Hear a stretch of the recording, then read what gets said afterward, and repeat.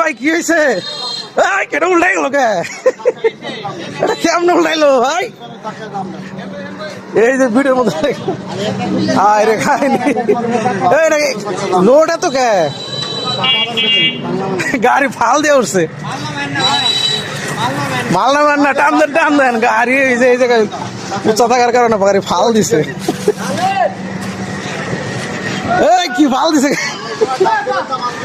গাড়ি ফাল দিয়ে উঠছে, চাউলের বস্তার লোডে গাড়ি ফাল দিয়ে উঠছে। এটা পিছনে একদম ধাক্কা দিতে পারলো না।